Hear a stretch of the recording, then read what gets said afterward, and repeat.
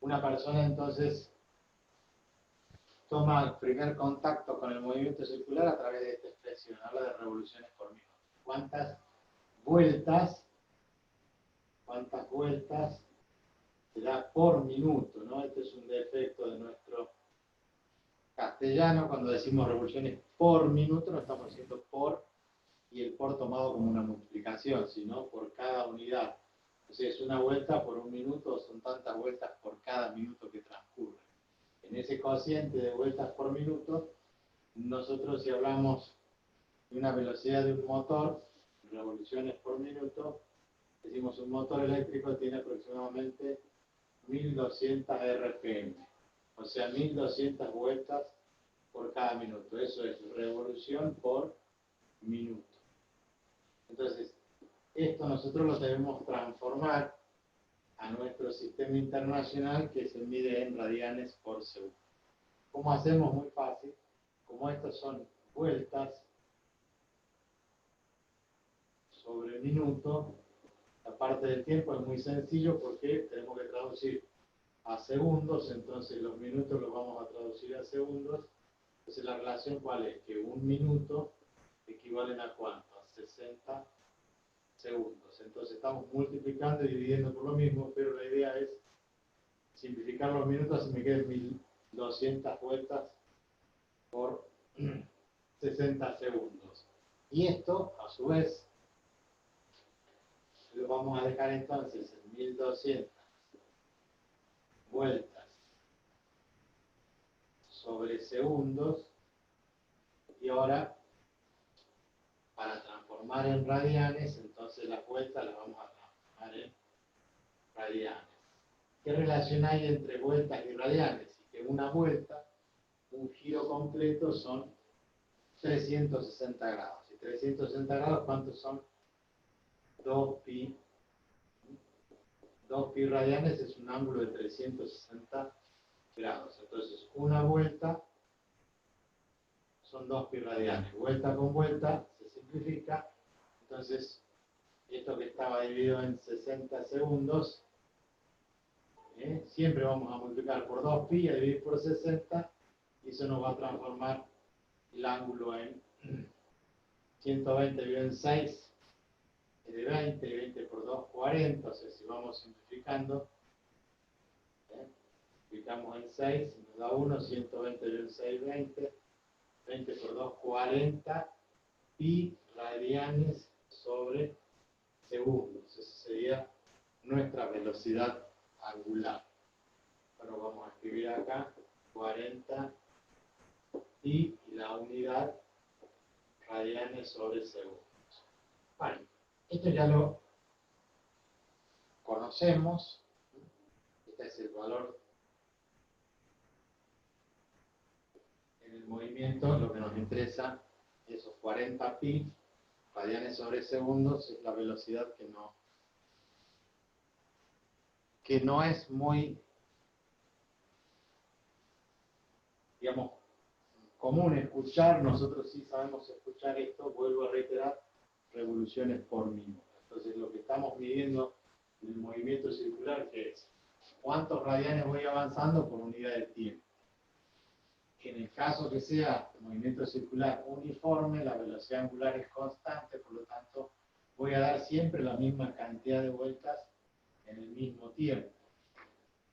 Por lo tanto, ese movimiento como el MRU nos lleva a fórmulas que después vamos a trabajar, donde omega va a ser igual al θ final menos el θ inicial sobre un delta de t, que lo transformamos directamente en un tiempo t. Entonces, despejando de acá el θ final va a ser igual al θ inicial más omega por t, que tiene la misma estructura de la ecuación horaria del MRU. Recuerden que el MRU dice x igual a x sub 0 más velocidad por tiempo. La misma estructura, nada más que el θ, en vez de ser una posición lineal, θ es una posición angular. El θ inicial y la velocidad lineal con la velocidad angular, que me permite entonces transformar, ¿sí? Y poder calcular para cualquier θ, en vez de llamarlo θ final, decimos rectita, en cualquier instante de tiempo, tiene que estar partiendo de una posición angular determinada, con una velocidad constante, es saber instante por instante en qué posición estamos.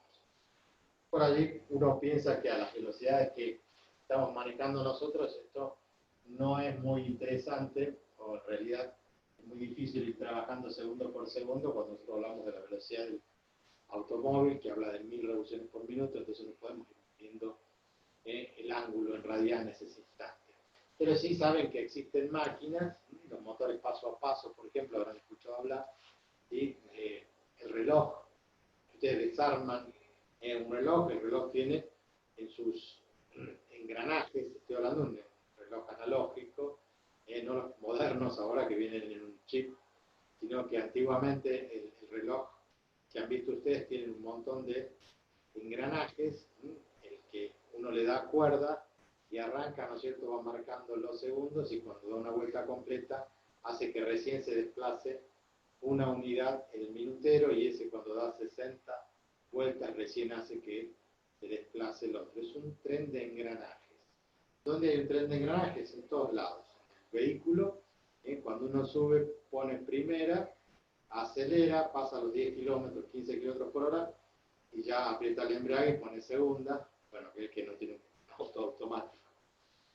Luego tercera, cuarta y así va cambiando qué cosa, va cambiando el engranaje, va cambiando la relación de transmisión. Que no tiene vehículo y el que no lo imagina porque no lo ve, en la caja que hay, en la caja de velocidades que hay debajo de la palanca de cambio que está ahí abajo, lo que hacemos al activar un cambio, al pasar de segunda a tercera, de tercera a cuarta, lo que estamos haciendo es desenganchar un engranaje y enganchar otro. Entonces, en función de la cantidad de dientes y la relación de esos dientes entre uno y otro, lo que vamos haciendo es ni más ni menos como cambiar la velocidad de una bicicleta de carrera, que tiene la rueda donde uno pedalea y la cadena va hacia atrás y atrás en el piñón existen varios ruedas, también varios piñones, en los cuales se va enganchando, ahí le contesto, se va enganchando en diferentes ruedas. La relación, y esto es lo más importante, ahí pregunta a ver cómo se calcula eso, es bastante sencillo. Vamos a borrar esto ya lo conocen, esto ya lo hemos dado, pero lo volvemos a recordar para introducir el tema.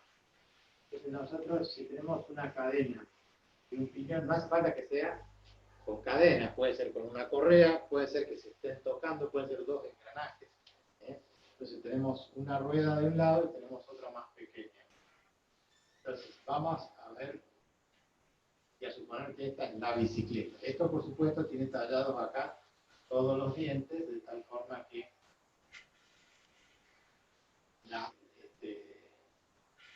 bueno, esto es esquemático, ¿no es cierto? Obviamente disculparán ustedes el dibujo, pero lo que estamos haciendo acá es decir, la transmisión que da a esta rueda, entonces va a haber alguien que produce el movimiento y se lo transmite a la otra rueda. Entonces si acá tenemos nosotros un pedal, y del otro lado obviamente el otro pedal, esto por supuesto,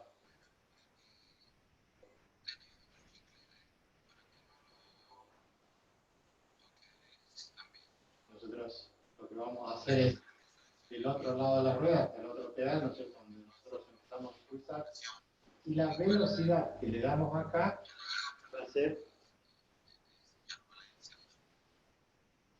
yo no sé, pero me parece que estoy escuchando como que alguien tiene el micrófono abierto.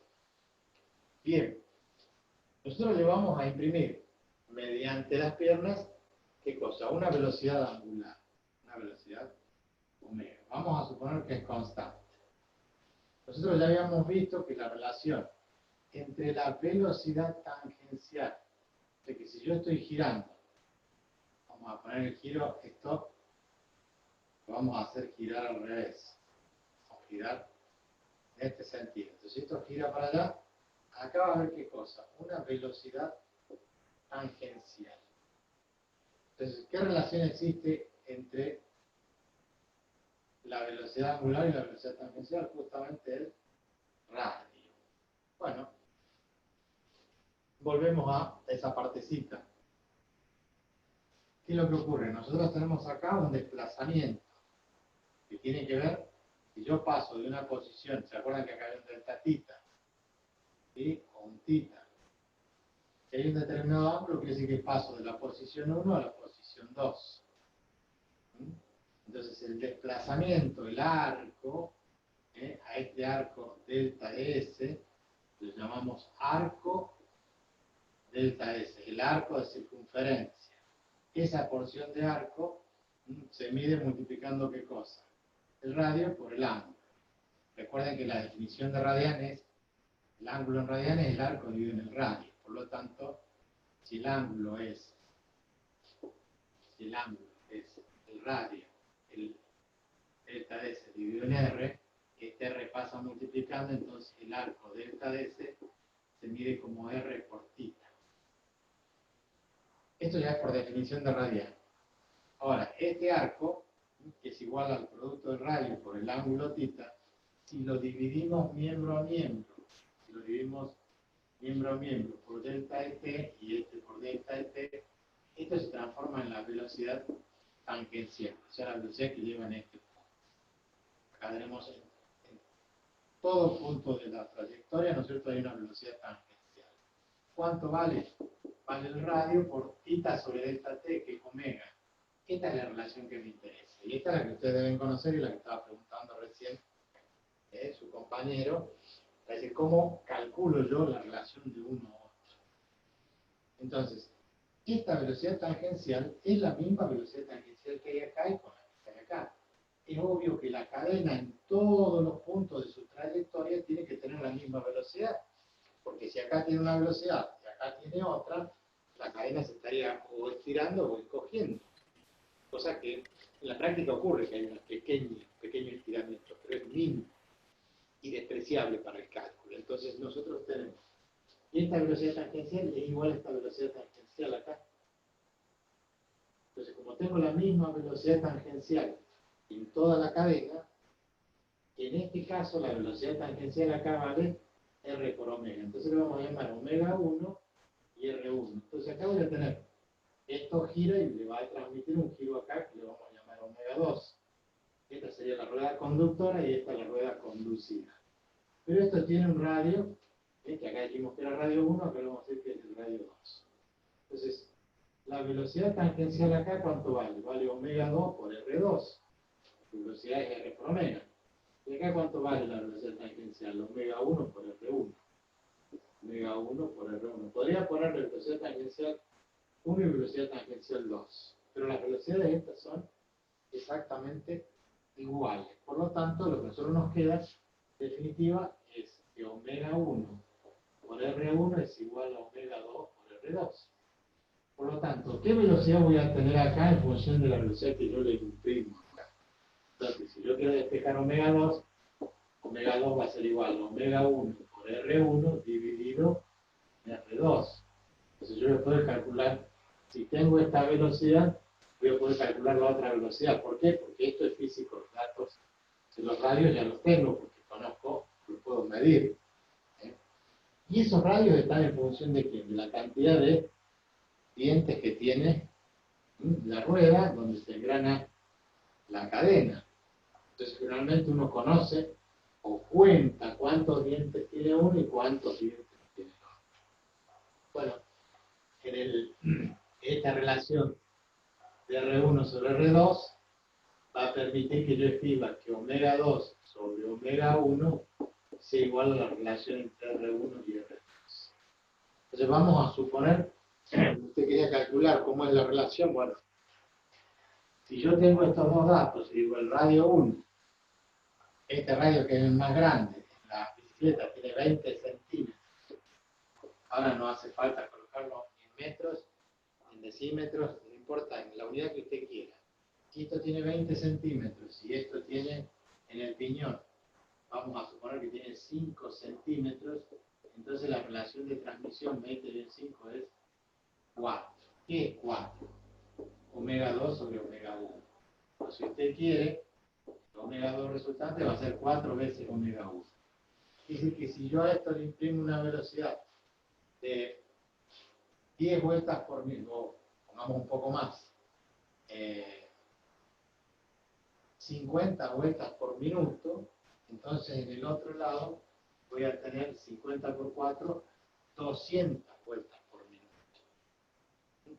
Ahora esas 200 vueltas por minuto, en función de la rueda a donde está, ahora sí, la rueda propiamente, no el piñón, sino la rueda que está conduciendo, esa rueda va a tener la misma velocidad que el piñón. Entonces, en función del diámetro, vamos a ver cuánto espacio recorre o qué velocidad tiene. Entonces, reitero, si usted tiene entonces omega 1 como 50 RPM, 50 revoluciones por minuto, fíjese que acá no hace falta ponerlo en radianes sobre segundo, porque lo que vamos a obtener acá son 200 también RPM, sin llegar a medirlas en radianes sobre segundos. Entonces vamos a tener 200 RPM, quiere decir que la rueda que está girando, acá va a tener usted la rueda de la bicicleta, ¿verdad? Y esa rueda va a estar girando con la misma velocidad angular que el piñón. Por lo tanto, la velocidad tangencial ahora que va a haber acá o acá abajo, la velocidad tangencial hacia el otro lado, acá va a ir así, esa velocidad tangencial, pero ya de esta rueda propiamente dicha, va a tener que ver con el radio. Entonces, si nosotros queremos calcular cuánto vale la velocidad tangencial, como esta velocidad angular es de 200 revoluciones por minuto, entonces a mayor radio debe tener mayor velocidad. No, para mí no. Estamos tomando mate. ¿No quiero un mate? No, me está rechazando los mates. El micrófono, botella. Lucas Botella, tiene el micrófono abierto, tome el mate y cállese la boca. Bien. Perdón, profe, Profe. perdón, recién entro. Perdón, disculpe. Profe, como dijo, mayor tamaño, mayor velocidad. Claro. Cuanto mayor es el tamaño de la rueda, si yo esta velocidad, a ver, volvamos hacia atrás. Yo esto le doy una velocidad angular constante, le doy 50 vueltas en un minuto. ¿Sí?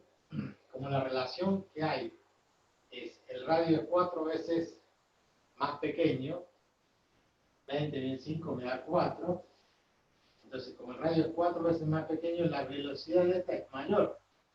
La velocidad de esta es de 200 revoluciones. La velocidad del piñón se le transmite directamente a la rueda donde está el piñón. Por lo tanto, cuanto mayor es el radio de la rueda, mayor va a ser la velocidad tangencial.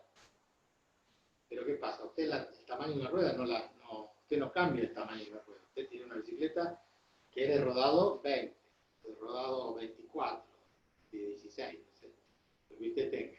Usted lo que hace es una selección acá en el piñón.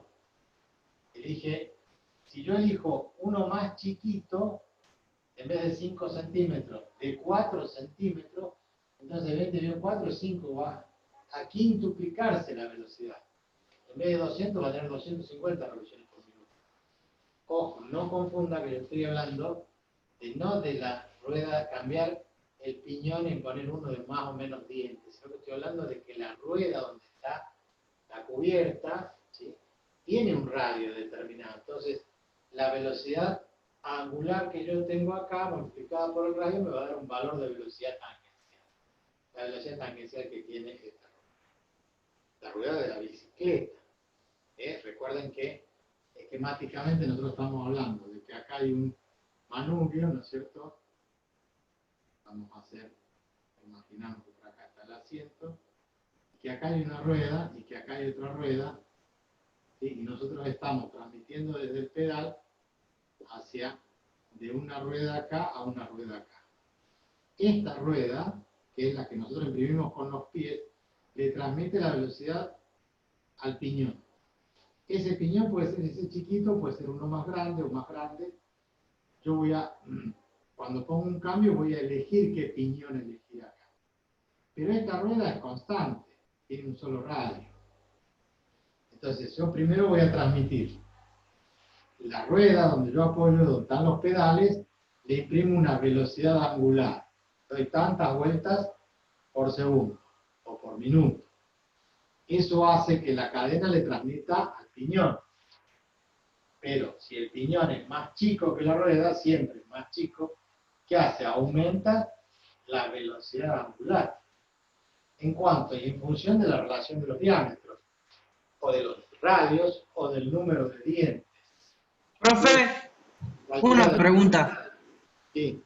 ¿Y cómo sería esa relación en una caja de cambio de 2 ejes, por ejemplo? ¿Sería igual o no? Siempre uno sería más grande que otro a medida que va aumentando el cambio, digamos. Claro, claro. Cuando usted pasa de primera a segunda, tercera, cuarta, quinta, lo que va haciendo es elegir cada vez una rueda Piñón más chico, digamos. más pequeña. Y eso Claro. le transmite al eje y el eje a las ruedas. ¿Sí? Ajá. ¿Estamos de acuerdo? ¿Dónde empieza Sí. el cilindro? Empieza en el cilindro. El cilindro, los cilindros hacen que el sistema desvíe la manivela, el cilindro suben y bajan y se lo transmiten al cigüeñal.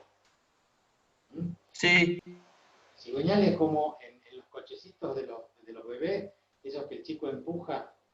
Sí, profe. Bueno, ese es el cigüeñal. Sí, el cigüeñal se lo transmite al embrague. Bueno, a la rueda, al embrague, todo el sistema ese, dependiendo de qué tipo de vehículo es. Sí. Cuando usted pone un cambio, lo que está haciendo es que elige engranajes más pequeños para que tengan mayor velocidad angular, que es lo que está ocurriendo acá. ¿Sí? Yo paso de uno grande a uno pequeño. Y ese pequeño tiene mayor velocidad angular, por lo tanto le transmite a la rueda del auto ya, mayor velocidad. O, a ver, le transmite la misma velocidad angular, que son las revoluciones por minuto, que salen del motor. ¿Sí? Pero va a depender también qué tipo de rueda. O sea que si yo tengo dos motores exactamente iguales, pero uno le pongo una rueda pequeña y al otro le pongo una rueda grande, el que tiene rueda más grande, vieron que las ruedas son 175, 65, 13, 185, 195, bueno, las medidas o las dimensiones de la rueda, cuanto mayor es la rueda, mayor velocidad va a tener. Pero eso no significa que va a ser más potente, no significa, porque además el rodado va a depender de las huellas que tenga el rodado. Cuanto mayor, si es más grande, tiene más superficie. Si tiene más superficie, tiene más rozamiento y eso va en contra. Entonces va a depender del peso que le agrego yo, porque no es lo mismo ponerle 4 ruedas grandes y le digo, bueno, le pongo ruedas más grandes, voy a lograr mayor velocidad. Pero al poner ruedas más grandes, ¿qué tienen esas ruedas? Mayor peso. Y si tienen mayor peso, me va a frenar porque yo necesito hacer más fuerza con el motor para movilizar más peso. No es lo mismo que vaya yo sentado en el auto solo, que me ponga 4 personas adentro del auto que pesen más de 100 kilos cada uno. Obviamente que el motor tiene que hacer más fuerza. Pero eso O sea, a la parte dinámica, sí. cuando nosotros le bajamos el cambio a la bicicleta, se pone más pesado, por así decirlo, ¿no? Claro. Cuando nosotros ponemos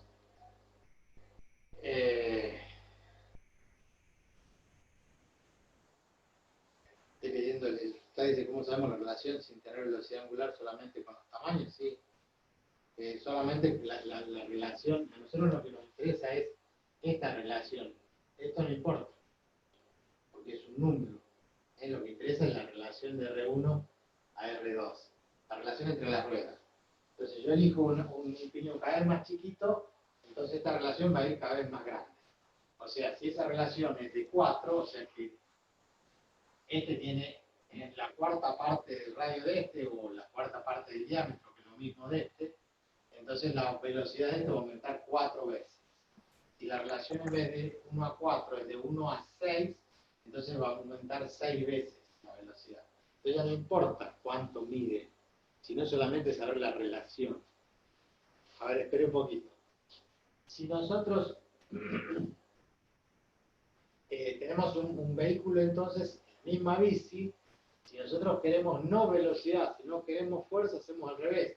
Aumentamos el tamaño porque no queremos que la relación sea mayor. Queremos que la relación sea menor. Queremos poca velocidad para hacer más fuerza. ¿Estamos de acuerdo?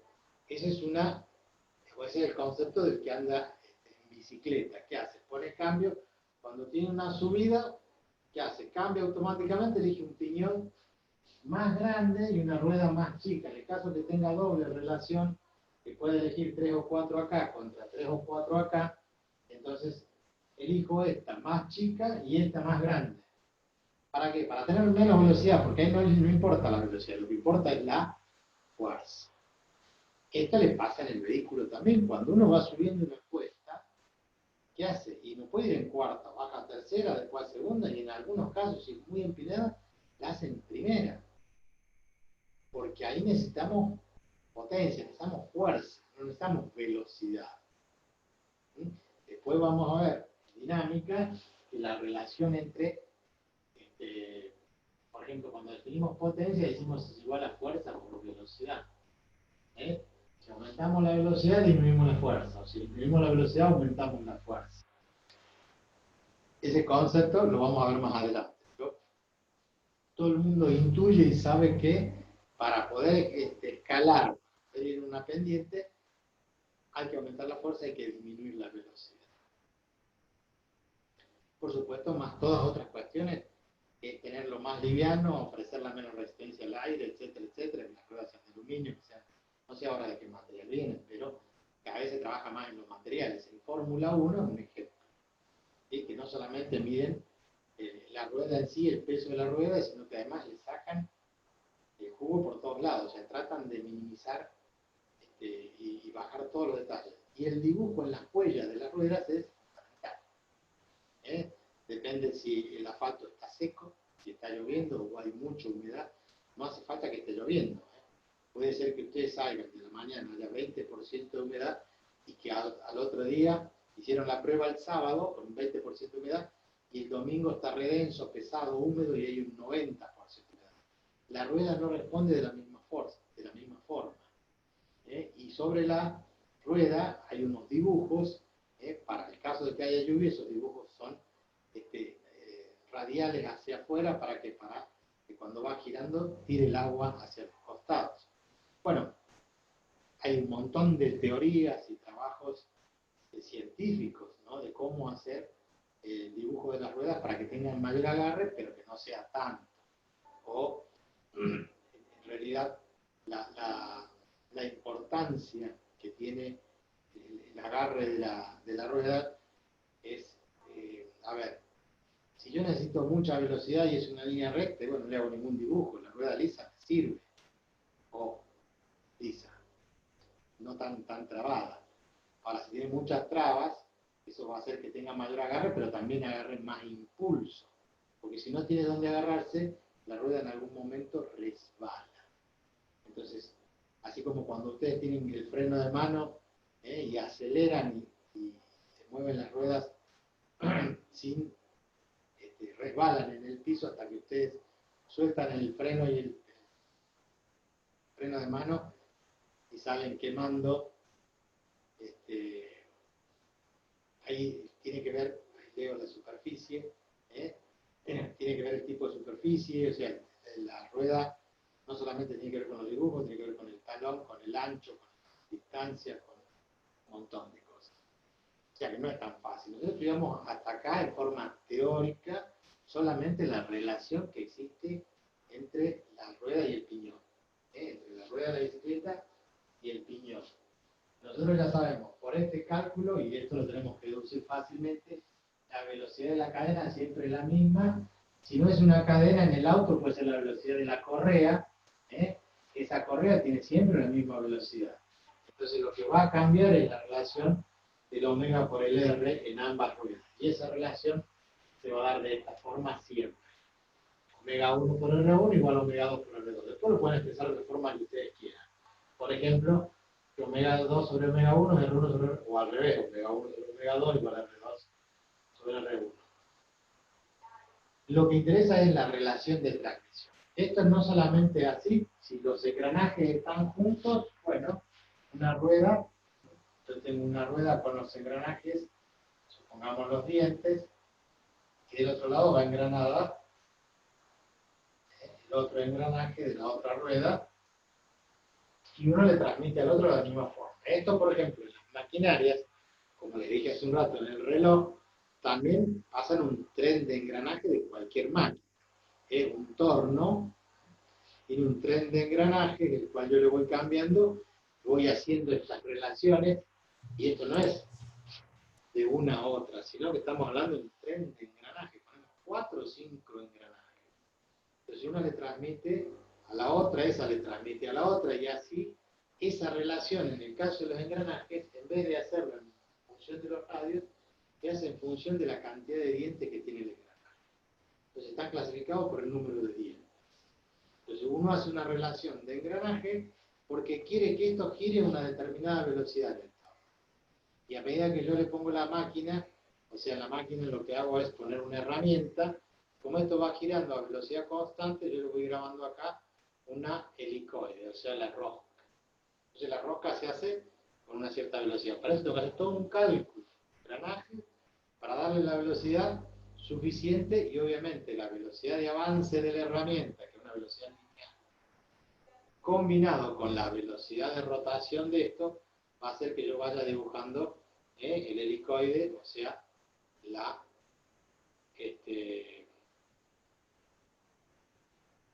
ranura, ¿no es cierto?, ya sea un tornillo, puede ser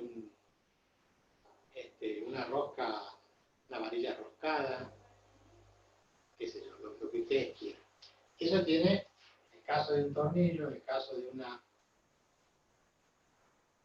Este sería el dibujo, ¿sí?, de un tornillo, por ejemplo. Obviamente del otro lado es exactamente igual.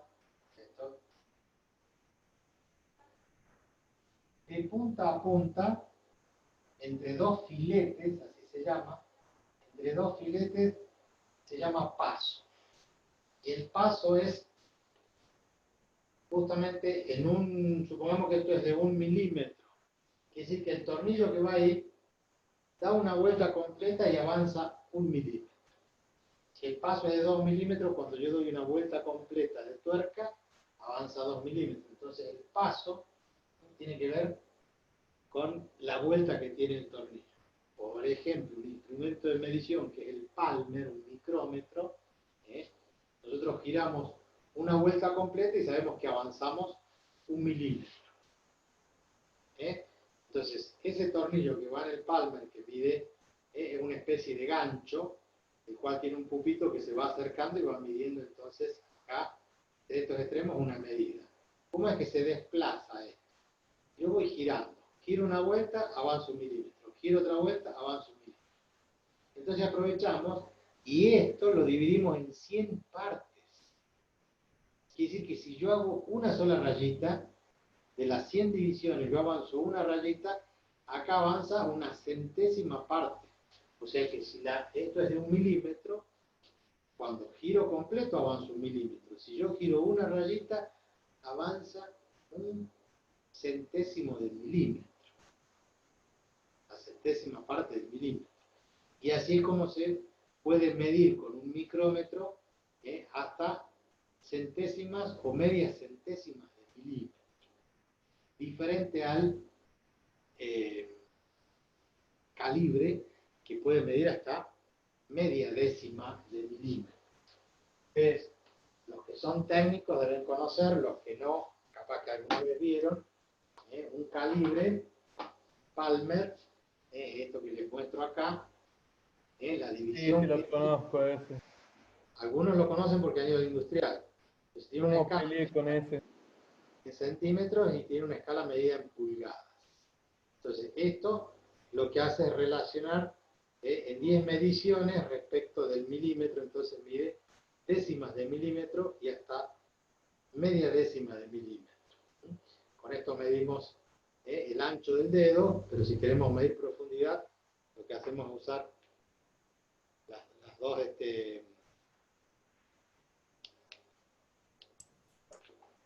queremos medir acá adentro, diámetro interior. Entonces lo que hacemos, introducimos, abrimos y luego efectuamos la medición. Si queremos medir la profundidad, utilizamos la colisa esa, que se desplaza hacia arriba o hacia abajo. Entonces, esto que está desplazado acá es lo mismo que mide acá afuera, o acá adentro, lo mismo se mide acá en la colisa. Entonces yo puedo medir profundidades. Puedo medir interiores con esta parte, puedo medir exteriores con esta parte. Pero lo que importa es que la división que permite el Palmer es relacionar cómo coinciden 10 divisiones de acá con las 10 divisiones de arriba para ir midiendo en décimas o media décima de milímetro. Un micrómetro tiene entonces mayor exactitud porque puede medir centésimas de milímetro o hasta media centésima. Ahí Javier dice pie de rey, ¿sí? Ese pie de rey es el Palmer, es lo que llamamos comúnmente calibre. Lo que pasa es que para calibre hay muchas denominaciones. Y el otro que es un micrómetro, que mide en función del avance de una rosca. Bueno, depende del tipo de rosca que tengamos. Después algunos van a estudiar, los electromecánicos, que acá hay rosca métrica y hay rosca Whitworth. Una rosca inglesa y una rosca métrica. La nuestra obviamente se mide en milímetros, la de los yankees se mide en pulgadas. Y se cuentan cuántos filetes hay por pulgada. Nosotros contamos cuántos hay por centímetro. Bueno, estamos yendo del tema. Algunos todavía desconocen esta parte, los que a nivel industrial se lo pueden relacionar. Entonces, en un tren de engranajes, lo que hacemos es ir transmitiendo, ¿sí?, de rueda en rueda la velocidad en función del diámetro, del radio, del número de dientes que tenga el engranaje, o de la forma que sea. Hay algunos que son ruedas que no tienen ni dientes, ni tienen engranaje, y se hacen por fricción, por contacto. Y muchos cilindros apoyan un cilindro con otro y por contacto, rozamiento, le transmite el movimiento. Una de las cosas que,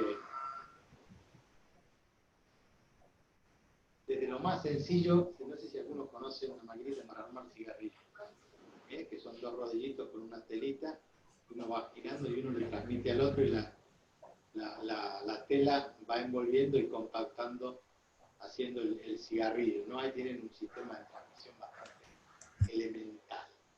Pero bueno, lo importante es que ustedes sepan que saber movimiento circular implica que ustedes tengan noción de cómo se transmite el movimiento. Pero en función de qué, no si se transmite por correa cadeneto, sino cómo se transmite matemáticamente, qué fórmulas utiliza. Yo puedo establecerlo en función del radio, porque así lo definimos, el concepto de velocidad, pero también podríamos transmitirlo mediante la relación que existe con los diámetros.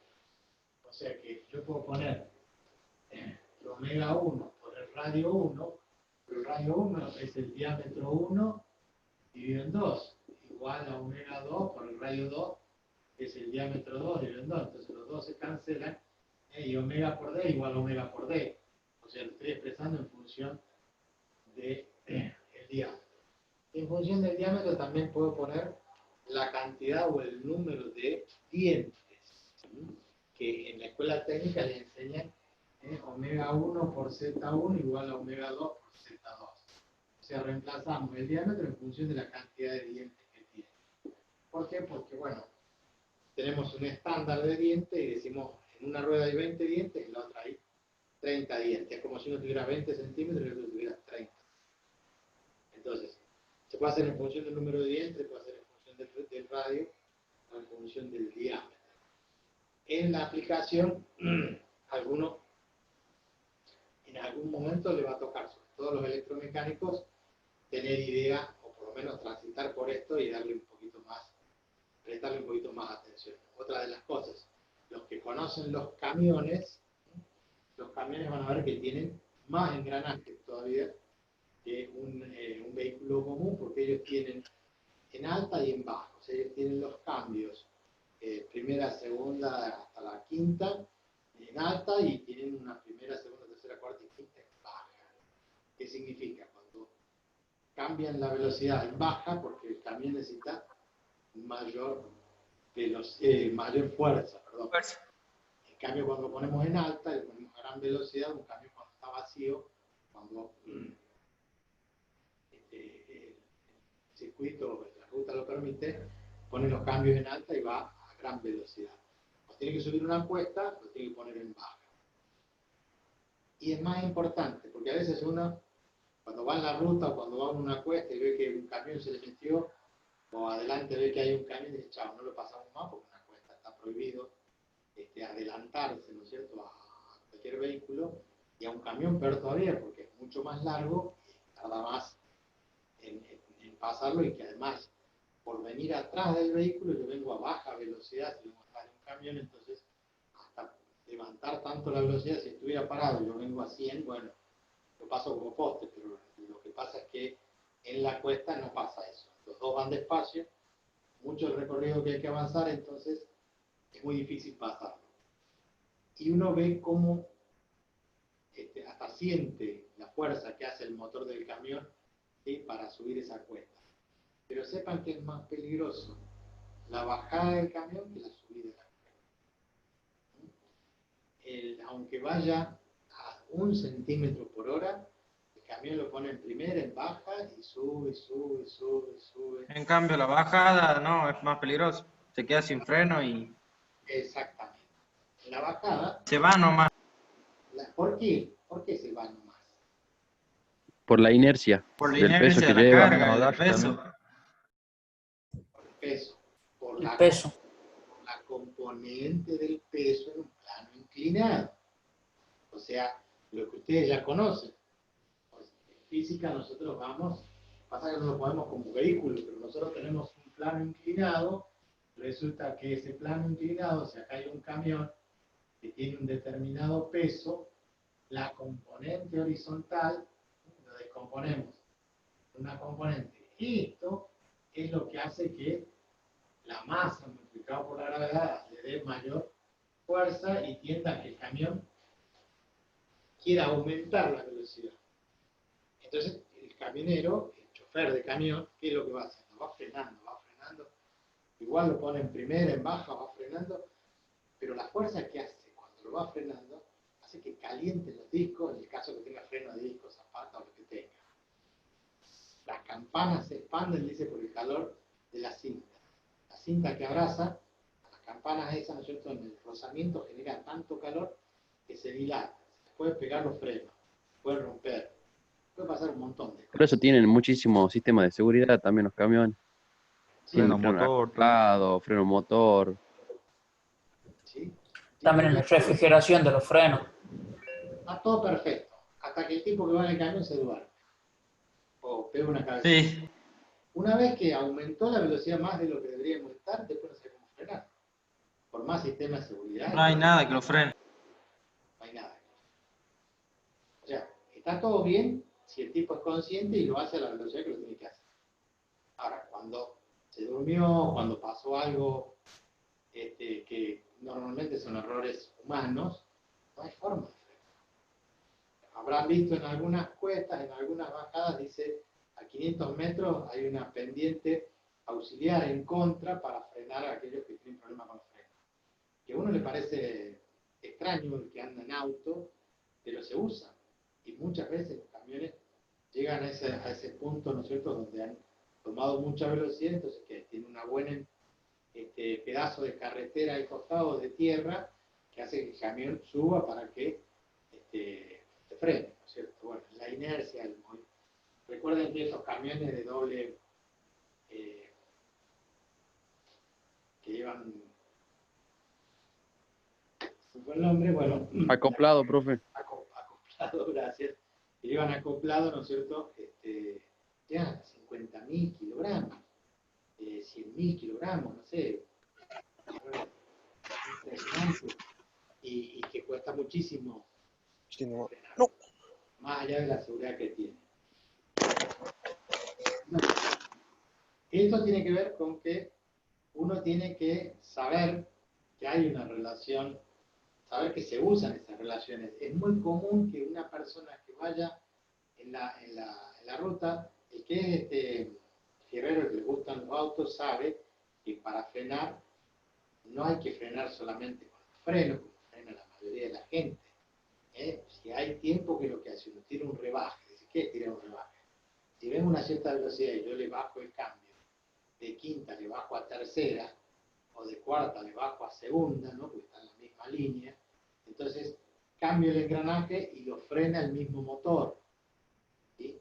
Además de apretar el freno, de hacer rebaje como hacen los vehículos de Fórmula 1, en todas esas competencias, ayudan a frenar. Pero ¿qué pasa? El que no sabe de eso, el que no conoce de física, aprieta el freno, nada más. Entonces, usar un rebaje más el freno hace que la distancia sea menor, la distancia de frenado la pueda acortar bastante para evitar un choque, por ejemplo. Eso, profe, pide mucho hacer cuando en la carretera hay nieve. En vez de frenar de golpe, hacer rebajes directamente. Claro, pero ahí el rebaje tampoco le ayuda mucho.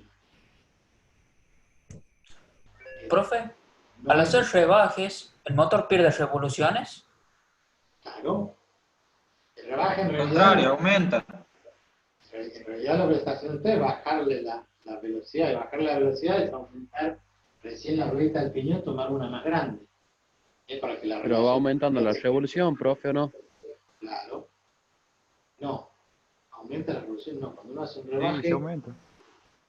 Porque si usted Va en tercera, baja, baja a segunda y sube las revoluciones más. Revoluciona el motor. sí, la revolución del motor, sí, perdón. Sí, yo estaba pensando en la relación de los engranajes. ¿No? Sí, en el motor aumenta las revoluciones. Ustedes se dan cuenta porque si ustedes ponen el auto en tercera y empiezan a acelerar, y si llegan a 100 km/h, 120, van a ver que las revoluciones se ponen al carajo. Y no está trabajando en la condición para la cual fue creada, ¿no? Un engranaje va con tal velocidad.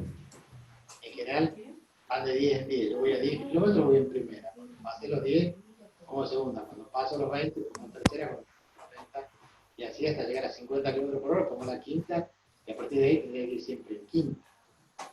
Pero tirar un rebaje, aumentar las revoluciones, para mí lo que me interesa es que yo le freno, y yo freno, la relación de engranaje hace que se frene primero por el motor, ayuda a frenar el motor, y después ayudan los frenos, obviamente.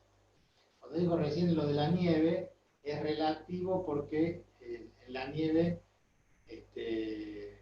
la rueda no le da pelota, o sea, no hay rozamiento, entonces usted pone primera, segunda, tercera, gira pasado, y el vehículo se va a lo mismo. Es lo mismo que cuando pisan, cuando hay aceite derramado, ¿no es cierto? Y uno quiere, y la rueda no responde porque no hay agarre, porque no hay fricción. Cuando hay nieve en la ruta, o más que nieve en realidad, cuando la nieve ya se congeló y dejó el piso con hielo, sobre ese hielo, por más rebaje que haya, es muy difícil. Por eso, el consejo es ponerle las cadenas, ¿sí? O ir a muy bajas velocidades que lo pueda dominar. Fíjense que las carreteras de los Yankees siempre son noticias. Cuando chocan 100, 200 autos, no choca uno. Entonces, no hay forma de frenar. Uno viene por allí, uno cree que vienen a grandes velocidades. No, vienen a velocidades normales, vienen a 80, 90. Pero cuando uno lo vio y quiere frenar, ya es tarde. Por más que uno lo haya visto a 400, 500 metros, no hay forma de evitar el choque. Tampoco hay forma de ponerle cadena por el estilo. No se puede. Algo que tenga que ser el auto de los picapiedras, ¿no? Que bajan los pies y empiezan a frenar con los pies. Algunos de ustedes deben frenar con los pies en la bicicleta, ¿no? Cuando ya ven que no les da y bajan el pie y empiezan a frenar con los talones. Pero bueno, esas cuestiones son independientes de la física. Lo que hacemos es aumentar la fricción. En la medida que podamos aumentar la fricción para... linda quemadura en el FAT. Sí, señor. En la industria textil hay unas máquinas que se llaman continuas. Hay dos tipos de formas de hacer el hilo. El hilo con el que se teje la tela de la camisa es un hilo muy finito. Ese hilo se hace por dos métodos. Uno que llaman continuas de hilar, y otro que llaman open Y en esas máquinas, los ejes que hacen girar los rodillos donde se retuerce el hilo, ¿no? Para enroscarse en una canilla, se llama, que es una bobina, enroscando el hilo. Los ejes que transmiten el movimiento alcanzan hasta 120.000 revoluciones por minuto. Ustedes piensen que en un auto estamos a 3.000, velocidad estándar, digamos a 100 km por hora, y podemos llegar a 6.000 revoluciones por minuto, 7.000 en algún vehículo de alta gama, no recuerdo yo en los motores de Fórmula 1, pero acá estamos hablando de 120.000 revoluciones por minuto. Esas máquinas, cuando son modernas, nuevas, los cilindros giran y uno no ve que está girando, uno cree que está quieto. Y uno apenas lo quiere rozar un poquito, le quema el dedo, como si hubiera quedado la cabeza del fósforo prendido en el dedo, bueno, de la misma forma con el mismo motor. Por la velocidad que tienen esos cilindros, ¿no? En la industria, para llegar a esa relación de velocidad angular de revoluciones por minuto, imagínense el motor que tiene que tener y la forma con la que nosotros tenemos que impulsar y vencer la inercia, y una vez que lo pusimos en régimen, después es bastante difícil frenarlo, o sea, tenemos que esperar un buen tiempo hasta que se pare eso. Y, como en todo sistema industrial, ¿no es cierto?, el peligro de que cuando trabajamos con algodón se prenda fuego, entonces los sistemas de seguridad son bastantes, porque cuando se enrolla el algodón y empieza a girar a gran velocidad, ¿qué hace? Se prende fuego automáticamente. Y es una de las industrias más peligrosas, ¿no?, en cuanto a incendios, las textiles, porque el algodón tiene una rapidez de transmisión de fuego mayor que el de la pólvora. Vieron que uno hace un caminito tirando pólvora y es un caminito donde va prendiendo la mecha. Si no tiene una mecha, con el algodón es impresionante la velocidad con la que se propaga el fuego. Mucho más efectiva que mucho más rápida, ¿no? En algunos casos, las mechitas estas que se usan para hacer estallar explosivos. Bueno, que nos estamos yendo del tema, estamos yendo muy lejos. He dibujado esto porque la relación tenía que ver más bien con la inercia que le produce la diferencia de peso que empuja el camión. ¿Está claro entonces qué es lo que nos interesa del movimiento circular? Conocer o por lo menos interpretarlo y saber, porque en muchos casos, no necesariamente, nosotros vamos al dentista. Vamos al dentista, ahora no, en tiempo de cuarentena no se puede, pero cuando en Chilecito se hizo percha un camión cargado con nuez porque calentaron los frenos, ¿sí? Eso es también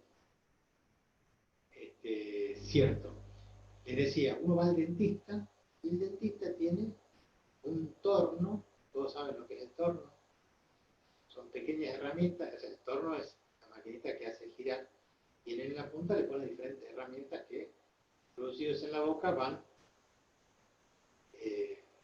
limando las caries o sacando las perfecciones. Y eso también gira a gran velocidad. Por eso el ruido, la gente le tiene miedo porque, no sé, es una tradición tenerle miedo. Asusta el ruido y no el efecto en sí. En algunos casos sí, cuando le toca el nervio, no se lo recomiendo a nadie, ¿no? Porque es un dolor impresionante. Pero ahí hay velocidad circular. Y ahí hay revoluciones por minuto que son muy importantes. Y si no, hablemos caso de la cocina, que será una cosa directamente relacionada con las mujeres, pero ahora en cuarentena todo el mundo cocina. Y en la cocina tenemos o una licuadora o una procesadora, o un mini pimer o algo que tiene que cosa, movimiento circular. Y las revoluciones que tienen, de las revoluciones depende del tipo de cosas que yo quiera hacer. Entonces, si yo quiero solamente cortar en pedazos la procesadora, le doy poca velocidad. Ahora, yo quiero que sea una papilla, una crema, le doy máxima velocidad. Entonces, el día que a ustedes se les rompa, algunas veces, algunos, bueno, se les rompe, entonces empiezan a llamar porque le pueden arreglar, y ahí van a ver algún elemento en algunos casos de cómo se va transmitiendo la velocidad. La mayoría de lo que hay hoy en día no, pero hay una relación de velocidad. Quieren cosas sencillas para estudiar el movimiento circular, busquen una pasta linda. ¿Saben lo que es una pasta linda? Sí, profe. No, profe. ¿Qué es una pasta linda? Es para amasar la masa, hacerla bien finita. Bueno, son rodillos con una manivela donde uno le va, estoy hablando de la pasta linda tradicional, ahora vienen con motores también. Pero antiguamente nosotros teníamos dos rodillos y uno con una manivela le iba dando velocidad, de acuerdo a la velocidad, en algunos casos venía con engranajes, y van dando diferentes velocidades para poder aplastar la máquina. Ahí Ezequiel Gómez tiene problemas con internet, después dice que se ve trabado, yo lo veo bien. Brandon me contesta ahí que sos vos. Sí, porque cuando se empieza a trabar yo mismo veo en la pantalla que se va a frenar. Bueno, pasa, ¿no? En algunos lugares el internet no es el mejor de todos. Les decía entonces, en una pasta linda, en un CD que ustedes ponen para escuchar, en un CD en la computadora, algún artefacto, van a ver movimiento circular. Ustedes van a poder calcular la velocidad y relacionar la velocidad tangencial, la velocidad angular. Es muy importante. De esto lo que interesa es tomar contacto con el movimiento, entenderlo, interpretarlo. Mirar el ventilador del techo, aunque sea ahora no, pero en la época del verano, ¿no es cierto? Eso tiene una cierta cantidad de revoluciones por minuto, eso tiene una relación. El cálculo para los electromecánicos es mucho más complicado llegar a esa relación en algún momento. La moladora, la perforadora, el taladro, son elementos que la moladora tiene además de las velocidades, en algunos casos que se puede dar una relación además con el martillo para poder perforar materiales más duros, que eso es como un resorte que tiene que Percutor. que se llama percutor, que es como si fuera, además de ir taladrando, va golpeando el material para poder romper. Pero ahí hay un ejemplo, ¿no?, de lo que es velocidad de rotación. Y la moladora es algo que a nosotros nos sirve mucho para cuando estemos dando un poquito más de dinámica de rotación. A algunos le debe haber pasado, si es que ha manejado una moladora grande. Que Brandon, yo sé que puede haber pasado con esto trabajando con una moladora. Cuando uno tiene una moladora y quiere girar para dar un movimiento brusco, van a ver que la moladora se resiste. Eso es algo que vamos a estudiar nosotros. Y esto es lo que pasa con las ruedas de un vehículo, que tiene una dirección. ¿Por qué cuando andamos en bicicleta nosotros nos soltamos de las manos y andamos más bien? Porque hay un eje de rotación y hay un movimiento que trata de seguir el movimiento que sería como la propia inercia, pero de rotación. Entonces, cuando uno le quiere mover en un sentido, automáticamente reacciona. Eso lo vamos a ver más adelante. ¿Qué han manejado amoladoras grandes? Para ver que si uno quiere girar de repente, de golpe en un sentido, la amoladora se vuelve en contra. Inclusive hasta asusta en algún momento porque es como si se volviera indomable, como que no quiere. Tira mucho aire. O sea, O como cuando agarramos una rueda de los ejes y también queremos dar dirección, también pasa ese mismo. Exactamente. Trata de seguir en la misma dirección. Cuando uno le quiere cambiar, reacciona. Esto es algo que después vamos a estudiar físicamente más adelante en dinámica de rotación. Pero que le prestemos mucha atención al movimiento circular, porque es muy importante, porque sirve para entender muchas cosas. Después podemos ir a cosas mucho más complejas. Fenómeno estroboscópico. Algunos que conocen motores saben que hay una lámpara estroboscópica que prende y apaga para poder ver en el cigüeñal si está a punto o no. Pero para resumírselos un poco, es como cuando ustedes ven un vehículo en la ruta, ustedes ven que la rueda del vehículo está andando al revés. Cosa de loco, ¿no? No puede ser.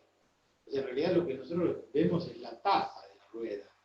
Y la la taza, por los dibujos que tiene, pareciera que está girando. Si el auto va en aquel sentido, pareciera que la taza va girando en el sentido contrario.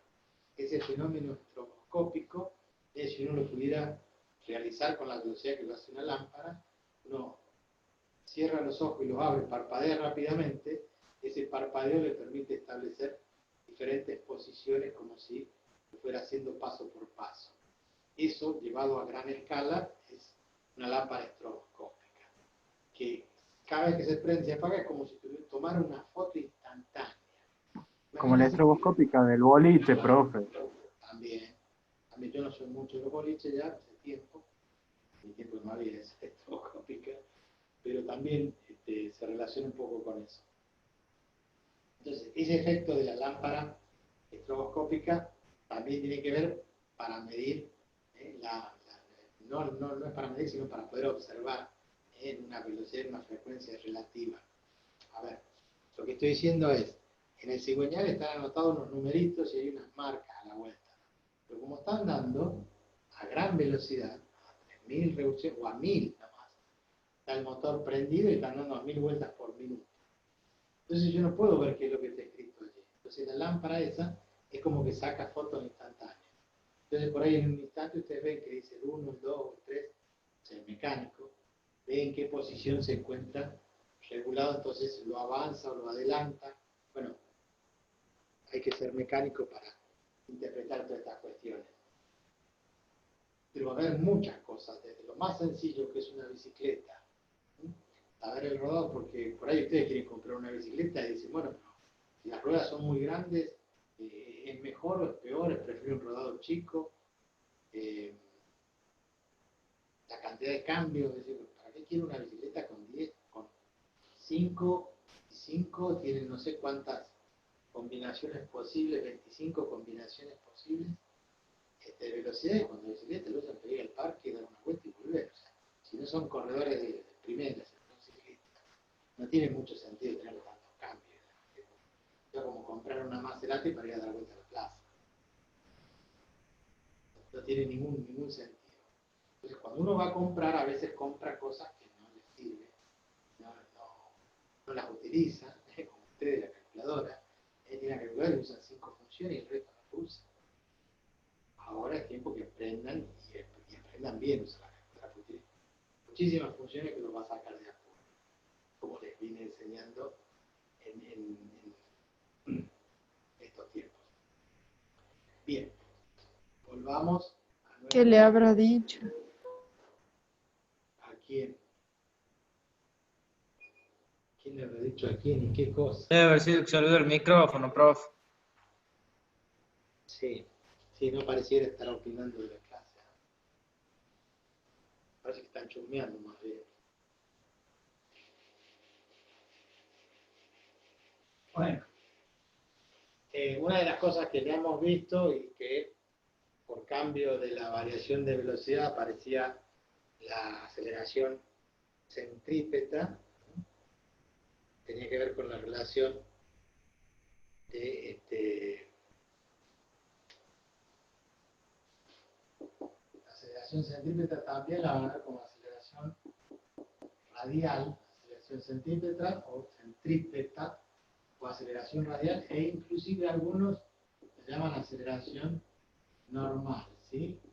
Centrípeta, también se dice radial, también se dice normal. Normal porque es perpendicular a la tangencial. Entonces, en un movimiento circular, ¿sí? Respecto al radio, nosotros tenemos una velocidad tangencial. Ese cambio ¿se acuerdan de ese cambio de dirección del vector velocidad? Generaba ¿qué cosa? Aceleración centrípeta, dirigida hacia el centro. También se llama normal porque es perpendicular a la tangente. También se llama aceleración radial porque es como si estuviera medida sobre el radio de la circunferencia. Entonces, esa aceleración, por una relación triangular, que ustedes recuerdan, creo, lo dimos hace poquito, y nos generaba una aceleración centrípeta que es igual a b cuadrado sobre r. Entonces, ¿por qué está bien? Y si tengo dudas de la fórmula, hago el análisis dimensional, digo, metros sobre segundos al cuadrado sobre el radio que se mide en metros. Entonces acá tengo metros cuadrados, segundos cuadrados, y abajo tengo metros y abajo tengo segundos por metro, metro cuadrado, y abajo segundo cuadrado por metro. Entonces cuadrado por metro me queda metros sobre segundo al cuadrado. Como había una relación que decía que la velocidad tangencial es igual a omega por r, entonces cuando nosotros reemplazamos allí la aceleración con la velocidad es omega por r, pero omega por r está elevado al cuadrado dividido en el radio. Esto me queda omega cuadrado por radio cuadrado dividido en el radio. Entonces el cuadrado por el radio se simplifica. Entonces la aceleración centrípeta se puede calcular como la velocidad lineal o velocidad tangencial al cuadrado sobre el radio, o como la velocidad angular al cuadrado por el radio. Esto es muy común que se confunda. No saben si radio divide o multiplica, si es la velocidad tangencial o la velocidad angular. Yo no me hago problema. Yo cada vez que me olvido trato de recordar que es más fácil acordarse que la velocidad es la aceleración. Es el producto de la velocidad. Si yo reemplazo la velocidad tangencial por omega r, entonces este omega r, y omega con el omega, me queda omega por omega. Si yo despejo la velocidad tangencial angular y paso el radio dividiendo, entonces acá pongo b sobre r, me queda b por b, b cuadrado sobre r. Digamos, Profe, una pregunta. Sí. ¿En los libros es posible que lo encontremos con otra simbología? Aquí. ¿O siempre es la misma? No, por eso les estoy dando yo que el libro Sears, habla de aceleración centrípeta. Claro. Aceleración radial. Pero es la aceleración centrípeta. Otro autor pone la aceleración normal. Ajá, bueno. Las otras no. Omega y R y B, la velocidad tangencial, la velocidad lineal, es siempre la misma. Solamente a la aceleración le llama radial, lo que nosotros llamamos aceleración centrípeta. Bueno, profe, gracias. Bien, en el movimiento circular uniforme, la única cosa que podemos hacer, no es la única cosa, una de las cosas que podemos hacer es establecer la diferencia entre la aceleración centrípeta del movimiento circular y la aceleración de la gravedad en un tiro parabólico. Son dos cosas distintas y a veces confunden. Cuando vamos al examen, algunos tienen esa confusión, ¿no?, en el momento del examen. Yo tengo un movimiento circular, entonces en todo instante, respecto de la trayectoria circular, acá tengo la velocidad tangencial. Y aparece en forma perpendicular, ¿qué cosa? La aceleración centrípeta, o sea, dirigida hacia el centro. Pero esa aceleración centrípeta cambia acá, ¿por qué? Porque acá la tangente es así y la aceleración centrípeta sigue dirigida hacia dónde? Hacia el centro. Siempre va dirigida al centro. En otro punto, la tangencial es esta, entonces la velocidad va dirigida al centro, la aceleración, perdón, va dirigida siempre al centro. Entonces, la velocidad tangencial es tangente a la trayectoria, y en eso ocurre que la aceleración centrípeta va siempre dirigida hacia el centro de la circunferencia. En cambio, en el movimiento parabólico, ustedes recordarán que describe ¿qué cosa? La trayectoria describe una parábola. En esa parábola, instante por instante, tengo ¿qué cosa? La velocidad tangencial. En este punto tengo la velocidad tangencial. En este punto tengo la velocidad tangencial. Así como va cambiando y siempre es tangente a la trayectoria es esta línea de trazos. La aceleración, ¿cómo es? Acá siempre es perpendicular a la velocidad tangencial. Siempre es perpendicular a la velocidad tangencial. En cambio acá, ¿cómo es? Es siempre dirigida hacia el centro de la Tierra. ¿Por qué? Porque la aceleración que hay es la aceleración aceleración de la gravedad. ¿Estamos? No confundir uno con otro. Si bien los dos son movimientos curvos, en este caso, el movimiento de un proyectil está en movimiento del proyectil. La aceleración es siempre dirigida hacia el centro de la Tierra por efecto de la gravedad.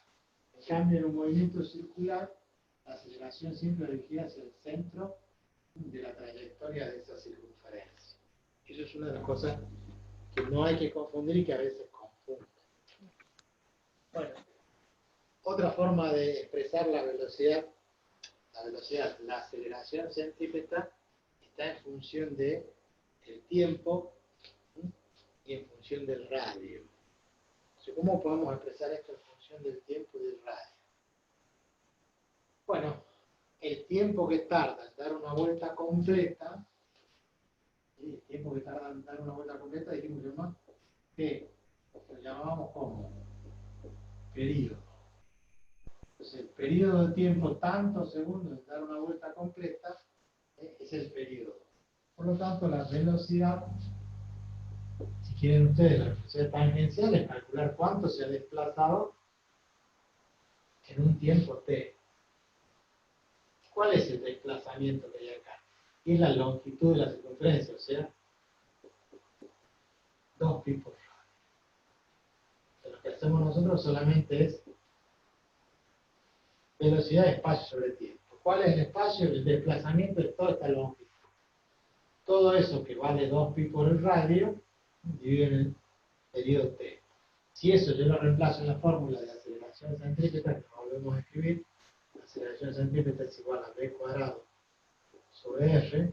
Entonces, cuando escribimos esta fórmula, decimos que la aceleración centrípeta va a ser igual a b cuadrado, pero b vale 2 pi por r sobre t elevado al cuadrado. Esto sería b cuadrado por 1 sobre r. O sea que en definitiva queda 4 pi cuadrado por el radio sobre t. El radio al cuadrado, con este radio simplifica y me queda un solo radio. Entonces, esta es otra forma de calcular la aceleración centrípeta, o aceleración radial, o aceleración normal. Es en función de qué? Del radio y del tiempo que tarda en dar una vuelta completa. Entonces, ustedes pueden calcular la aceleración de esa forma. ¿Estamos de acuerdo? ¿Alguien quiere preguntar algo? ¿Alguien quiere opinar algo?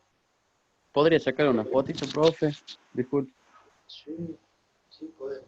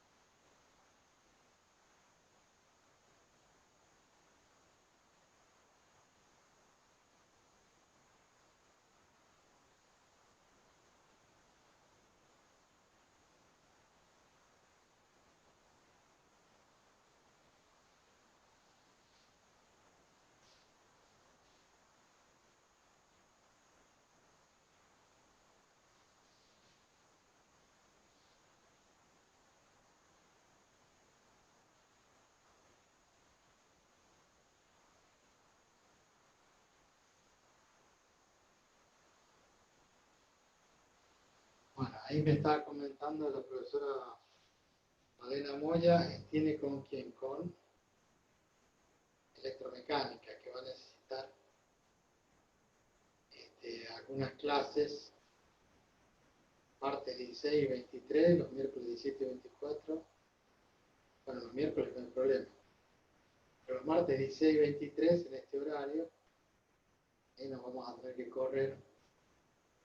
Después vamos a acordar bien con ella para corrernos en el horario, para que puedan tener, yo le estoy ocupando el horario de ella, pero con la idea de que tenerlos juntos, ¿no? Tanto los civiles como los electromecánicos. Ingeniería civil, algunos de ustedes, chicos, ¿qué tienen antes de las 18? ¿De laboratorio? Química con los Tenemos clases de químicos. química. Ah, clase de química. Bueno, continuemos. Bueno,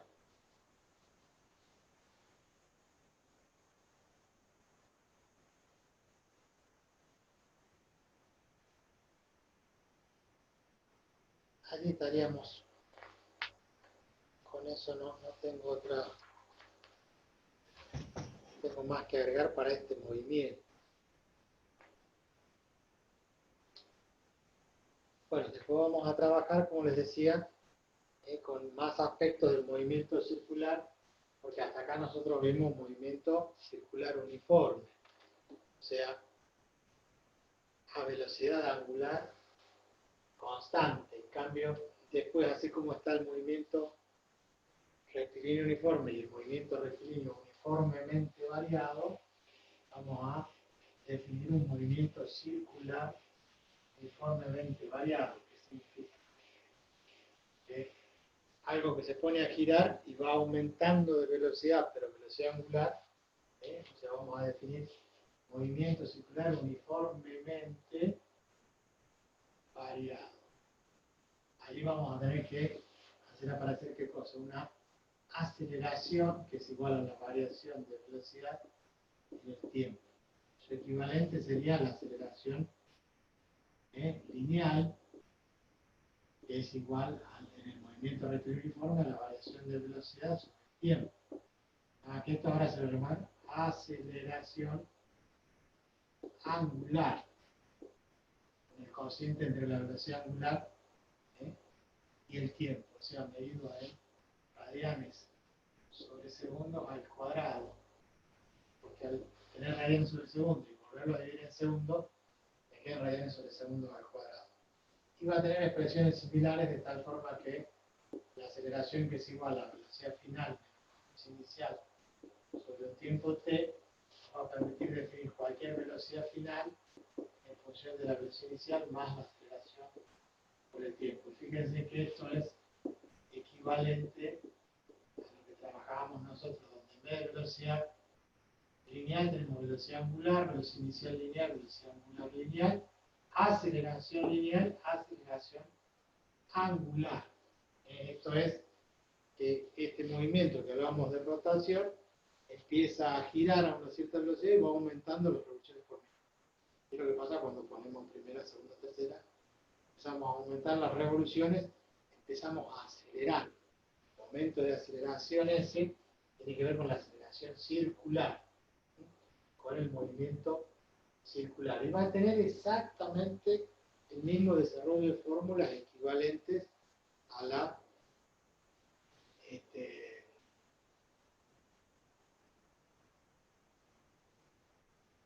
equivalencia entre lo que es rectilíneo y lo que es circular, obviamente cambiando la simbología. Entonces, lo que era... Pero son casi fórmulas parecidas. Son exactamente iguales, Claro. ¿no? Análogas. El X se transforma en θ, posición lineal, y esto es una posición angular. Omega sería velocidad angular, al revés, velocidad lineal acá y acá velocidad angular. La aceleración y acá se transforma en alfa. Entonces, esa es la relación de las unidades de posición, de velocidad y de aceleración. A su vez, cuando estudiamos con dinámica, la masa se va a transformar en el momento de inercia. Entonces, la masa va a ser equivalente al momento de inercia, a ver que las fórmulas se repiten de lo mismo que la fuerza pasa a ser el momento de la fuerza, o lo que es lo que llamamos tau, un momento torsor. Entonces va a haber una relación directa. Tan es así que las fórmulas que vamos a utilizar para este movimiento van a ser exactamente las mismas que utilizábamos, como decir θ igual a un θ inicial más omega por t más un medio de alfa por t al cuadrado. ¿Qué estamos cambiando? X igual a X inicial más velocidad por tiempo más omega y la aceleración por tiempo de parado, pero todo esto es de forma angular. De la misma forma, omega al cuadrado va a ser igual a omega inicial al cuadrado más 2 veces delta tita por la aceleración alfa, o alfa por delta tita. Entonces, el parecido de las fórmulas es de tal forma que son directamente análogos, solamente vamos a ir cambiando el nombre de las variables.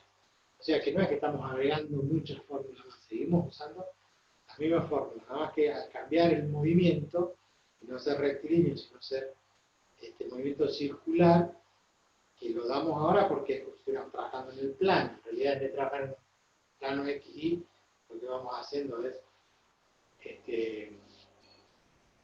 variar la posición siempre en el mismo recorrido, en una trayectoria circular, pero no cambia mucho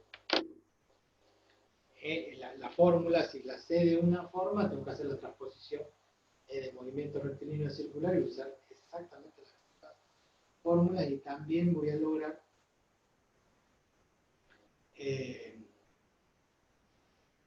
ejercicios que tengan similitud. Imagínense que en velocidad, para poder acoplar, yo necesito que estén girando los dos a las mismas revoluciones. O sea, que en un momento uno tiene que bajar y el otro aumentar, ponerse en la misma situación, acoplar y seguir acoplados. Cosa que no es fácil. Hablando de eso, vieron que el sábado pasado vimos ese, ¿cómo se llama? La misión esta de los yanquis de mandar un par de astronautas a un satélite que está ahí, un satélite internacional. ¿Escucharon hablar, alguno escuchó hablar de la velocidad de acople? No, profe, nunca. No, profe. No le dieron pelota, no vieron eso.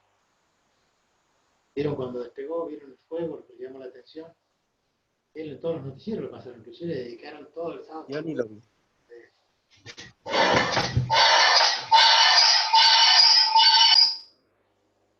Eso pareciera ser como que están matando un chancho. No sé si será para cocinarlo. Parecido. Para cocinarlo esta noche o algo así. Si lo hace, que invite o no, profe. Exactamente. Aunque estemos en cuarentena, nosotros le mandamos la moto con el delivery. Que nos Y traiga. chao. Ese despegue de la nave esa, todo un éxito, salió todo perfecto, gracias a Dios. Eso llevó al satélite, al cabo de, no recuerdo cuántas horas, pero no fueron muchas horas, y el acople dice que se produjo a 22 veces la velocidad del sonido. ¿Cuánto, profe? 22 veces la velocidad del sonido. O sea que si nosotros hacemos así, miren, nosotros tenemos la velocidad del sonido, que se toma como constante a una velocidad de 340 metros por segundo. Multiplicado por 22, luego vamos a tener entonces 340 por 22 igual a 7.480 metros por segundo. Multiplicado por 3,6, lo vamos a llevar a kilómetros por hora para tener una idea. 26.928 kilómetros por hora. O sea, redondeando, 27.000 kilómetros. Esa fue la velocidad de acople. Esto porque estaban en una de las charlas que estuve viendo que hacen con un científico argentino que trabaja allí en la NASA. Entonces le preguntaba a uno de los periodistas que obviamente entiende todo esto, que dice, ¿a qué velocidad se acopla? A 27.000. Esto es, para que ustedes tengan una idea. Ustedes van andando en un auto y el otro auto les quiere transferir o pasar algo, ¿no? Uno saca la mano por la ventanilla y toma, le quiere alcanzar algo. ¿Qué es lo que hacemos? Vamos los dos a la misma velocidad, porque si uno va mucho más rápido que el otro, no hay forma de hacer ese acople. Entonces, el acople que se hizo de una nave, de la nave que viajó con el satélite que estaba viajando, es a una velocidad de 27.000 kilómetros por hora. Bastante interesante, ¿no? El O sea que número. a esa velocidad está viajando constantemente el satélite. Probablemente, sí, a esa velocidad. Es de esperar que sea eso. No creo que el satélite lo haya frenado un poco para esperar esto otro y que se produzca el acople. Realmente desconozco, o si tiene dentro del mismo satélite un sistema móvil que permite el acople, porque eso sí podría ser que tenga una corredera, supongase que este es el satélite, entonces esto está viajando y yo tengo una corredera acá que yo la suelto para que vaya hacia atrás, para que vaya a menor velocidad que el satélite y el otro pueda acoplarse. Desconozco como el sistema, pero se me ocurre que eso es una forma de reducir un poquito la velocidad para lograr el acople. Así todo, 27.000 kilómetros por hora, es una barbaridad pensar en que como no hay oxígeno, no hay aire, no hay nada en el espacio exterior, entonces no hay ruido, no hay sensación de velocidad. Todo lo que está muy lejos como para poder ver que realmente se están moviendo a esa velocidad. Debe ser espectacular tener una experiencia de ese tipo, ¿no? De ir en una de estas naves y viajar a esas velocidades y poder volver y contarlo también, ¿no? También debe tener un poco de... Imagino que esa gente debe sentir en algún momento un poco de miedo, de temor. No a la velocidad, al hecho de no poder realizar en el momento. Les reitero, para ellos, que además de estar preparados psicológicamente, esto de las variaciones de velocidad de la noche y el día y de que estar en un lugar donde no oscurece, no sé cuánto tiempo pasa. Profe, Día. Sí, y sobre la fuerza G, o sea, me refiero a si usted, digamos, sabe cómo influiría la fuerza al despegue y todo eso. Por ejemplo, cuando despegan de aquí hacia el espacio y esas cosas. sí, eso sí. Pero, por ejemplo, yo sabía de los pilotos de los aviones, de los cazas, que bueno, los entrenan y todo para poder hacer ciertas maniobras para que no se desmayen y eso, tenía entendido. Es así. Todo el trabajo que se hace con los astronautas es todo un trabajo de cómo manejarse, porque imagínense que estar sin gravedad, yo creo que lo han visto en alguna película, hay una película muy interesante que es Gravedad Cero, que si uno lo mira desde el punto de vista de la física, analizar determinadas cosas, piensen en la presurización, cuando uno se apuna cualquier persona, por eso uno sube el avión, hay que esperar en presurizarlo, cerrar herméticamente para que no nos afecte la variación del clima. Fíjense que esto es violentísimo, entonces esa fuerza G, esto que hablamos nosotros de la atracción, que sufre el hecho de estar en el espacio sin gravedad, donde, como vemos en las películas, todo está flotando. Decimos, ¿cómo hacemos para tomar agua? Porque nosotros hacemos, el agua estaría sin el En el aire, digamos, suspendido. Entonces, bueno, los métodos que utilizan para absorber y poder tomar algo que está encapsulado, porque no puede quedar todo así al libre albedrío, tiene que estar todo con imanes, con determinado atado a algo para que no esté todo suelto. Todo es un entrenamiento bastante importante. Hay todo un trabajo a la par de lo psicológico, como decía yo, físico, para que el organismo resista ciertas variaciones que son bastante interesantes. Por ejemplo, también estaba recordando el viaje a la Luna que hicieron Armstrong con Aldrich y otro más. Tardaron 4 días en llegar a la Luna. ¿Saben cuánto tiempo estuvieron en la Luna? ¿Alguno recuerda haber visto eso? No, profe, ni idea. No, profe, ni sé. no hicieron noche, nada, no sabían si hacía noche o día. El, el- estuvieron aproximadamente 6 horas y después demoraron obviamente 4 días. Y allí que han surgido, deben haber escuchado alguna noticia en esos momentos y sigue dando vuelta la idea de que en realidad no hubo un alunizaje, no descendieron, fue todo un circo, armaron en Hollywood como una película y nos hicieron creer que habían aterrizado. Bueno, sobre eso hay una historia donde todavía hay gente que sigue negando el hecho, porque en ese momento había una guerra, una disputa entre Rusia y América y Estados Unidos porque los rusos en el año anterior, en 1968, Yuri Gagarin o algo así, me va a salir el apellido, Yuri Gagarin, que fue el primer astronauta en ponerlo en órbita en la Tierra. También estuvo un par de horas y volvió, o sea, ¿no? Quedaron a vivir. En cambio, hoy los mandan y están ahí 2, 3, 4, 10 años en estos satélites. Para mí lo más feo que te puede pasar, digamos, estando en el espacio es que dando un satélite y hayas enganchado más el arnés y salgas volando al espacio así directamente vagando. Igual no se va a acordar nadie se va, nadie te va a recordar. Es cierto, uno queda Tampoco hay que preocuparse mucho porque es lo que te dura el oxígeno. Ahí no hay oxígeno, entonces uno muere por falta de oxígeno.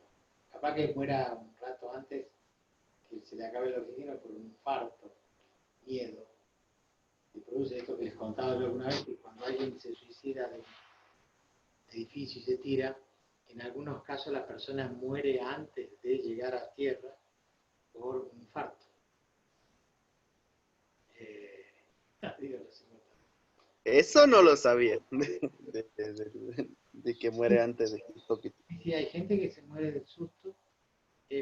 A ver, ustedes han tenido la sensación de tirarse de un trampolín. Alguien ha hecho jumping, tirarse de esas cuerdas elásticas, ¿no?, hacia el vacío, o de lanzarse de un paracaídas. Experiencias así, que cuando uno ha hecho saltos muy altos, póngase, qué sé yo, yo calculo que lo máximo que me he tirado han sido 10, 12 metros, 15 metros, me imagino el máximo. ¿A un río? A una pileta, claro. Creo que el lugar más alto fue un dique en Mendoza, San Rafael. Desde el acantilado, cuando uno se tira, la sensación de vacío que se le produce, esa descompensación hace en muchos casos por efecto del miedo, que genera un paro cardíaco. Entonces está comprobado médicamente que bueno, la persona que se reventó en el piso después de haberse tirado ya estaba muerta cuando llegó al piso. Esto no es para que uno se quede tranquilo, no importa, ya estaba muerta, sino que la reacción que debe ocurrir en el espacio cuando alguien se queda, como dice, se le desenganchó el arnés y no pudo conectarse y no tiene cómo conectarse con esa gente, queda olvidado, obviamente, pero muere y pasa a ser un desecho espacial rápidamente. Una basura espacial. Una basura espacial. Pero tiene sus ventajas. Por ejemplo, no va a haber moscas, ni gusanos, ni cosas así por el estilo. Le va a hacer frío nomás. Y probablemente sí, frío sí. Y quedará ahí como desecho espacial, pero quedará orbitando, y yo supongo que sí, quedará orbitando ahí y es tan grande que es imposible encontrar. Imagínense que nosotros no encontramos barcos, no submarinos, barcos en el océano cuando se pierden, cuando hubo algún problema, no lo podemos localizar así nomás a simple vista, necesitamos mucha tecnología. Imagínense en el espacio una persona, un astronauta.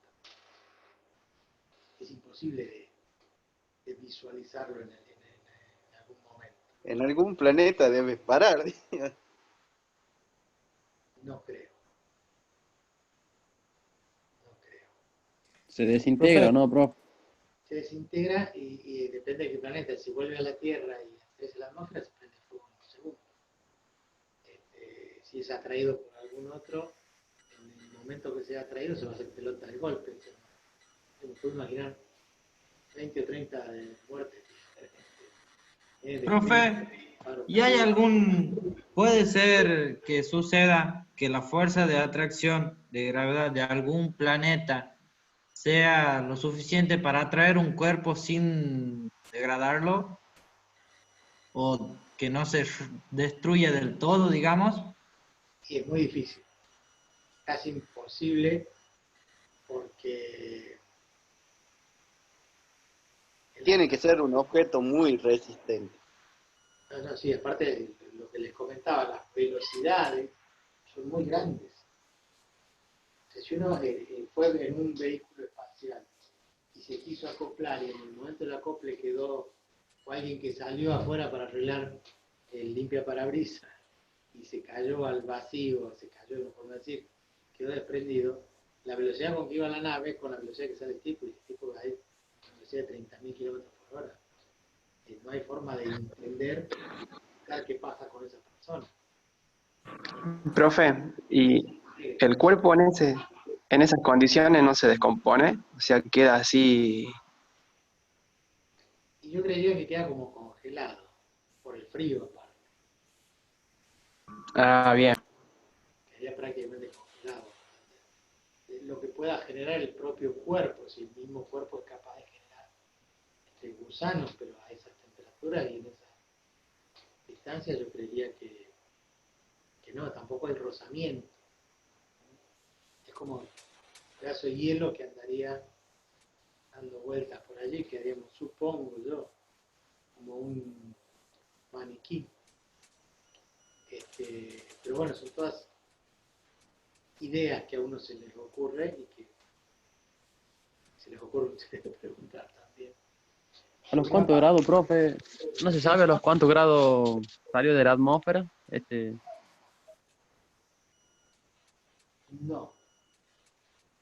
No sé la temperatura, pero debe ser muy, muy baja la temperatura.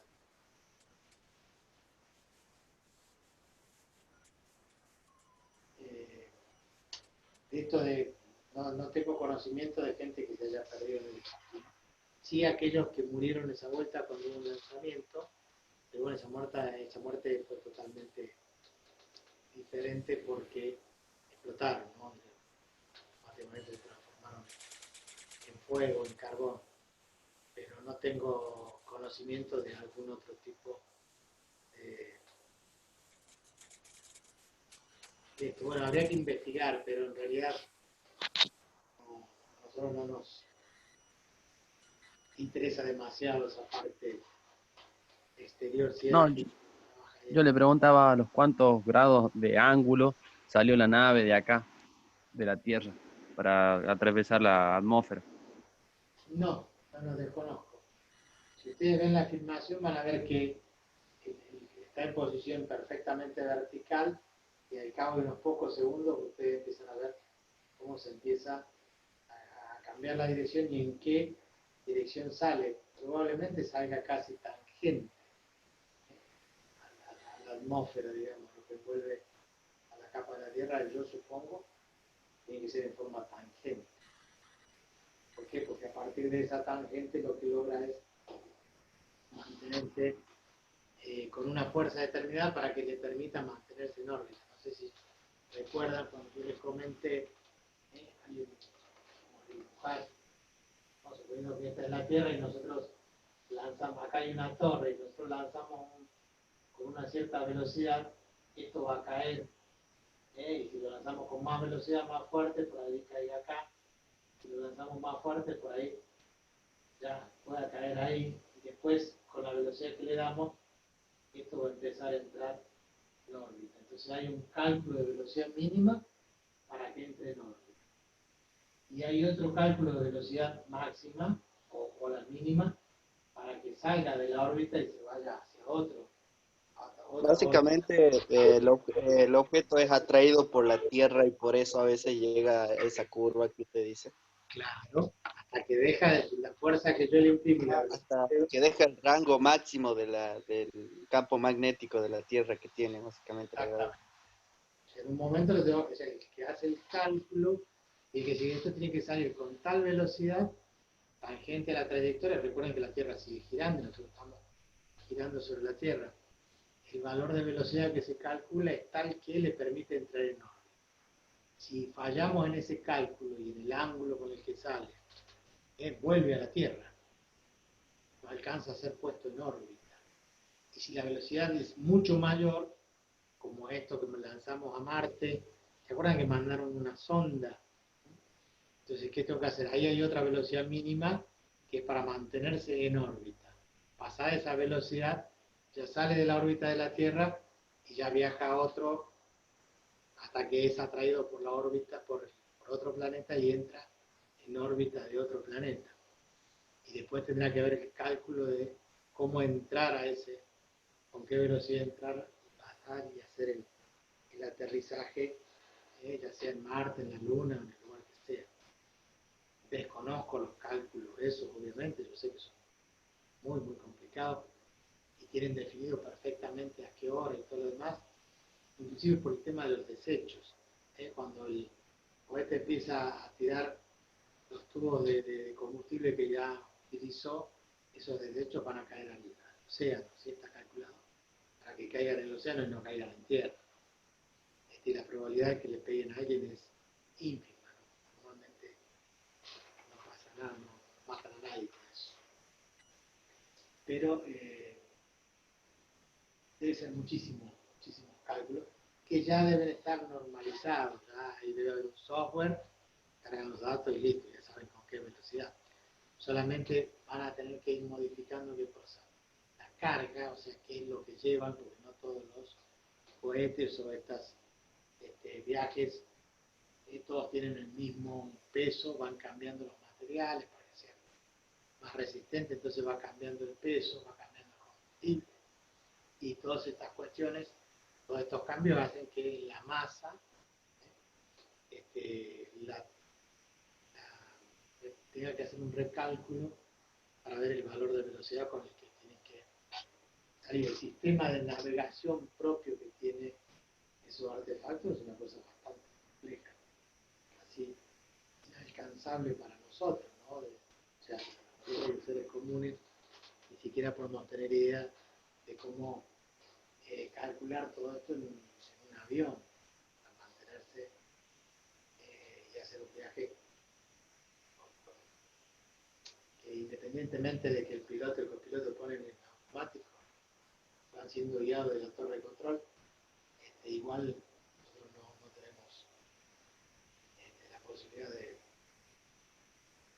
todavía, que alguno de ustedes diga, bueno, yo estoy a Córdoba, a Brasil o a Estados Unidos, me voy a meter en eso y voy a trabajar.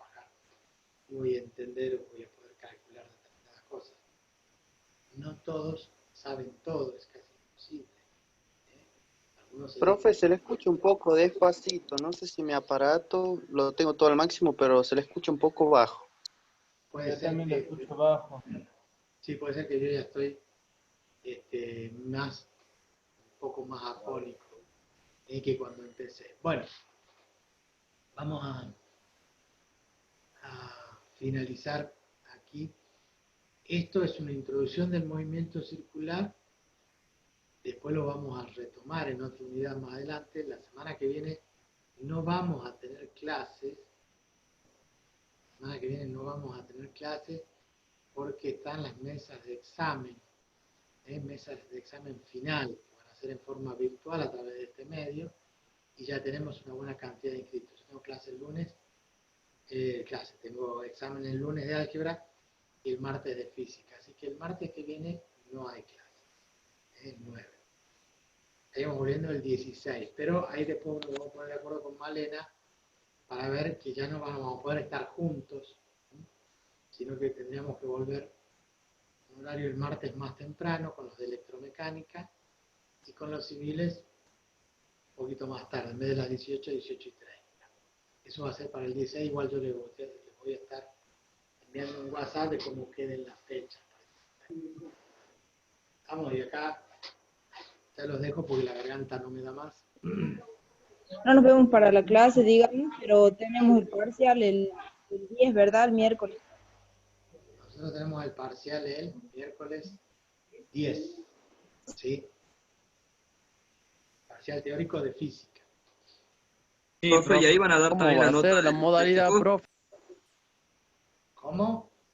También van a dar la nota del práctico junto al teórico. Ahí vamos a dar las notas del teórico y del práctico. Exactamente. Disculpe, profe, ¿qué modalidad vamos a hacer? ¿El examen este del 10? El examen teórico es múltiple opción. Como el que Pero hicimos digo, en análisis por matemático con la profe Silva. ¿Por Claro. plataforma de la uni o por el Google? No, yo pienso hacerlo por el Google Drive. Pero bueno, me tengo que poner de acuerdo con el ingeniero Feinstein porque tenemos dos aulas separadas en el campus. Entonces va a ser complicado porque es la doble tarea hacer el examen en mi aula y que él haga el mismo examen en el aula de él. Entonces es más fácil hacerlo por el formulario de Google Drive. Es lo más probable, igual le vamos a estar avisando. Bueno, profe. Hacer teórico en forma conceptual, en múltiple choice serán 10, 15, 20 preguntas y en un tiempo acotado. O sea que ustedes, qué sé yo, a ver, por darles un ejemplo de esto.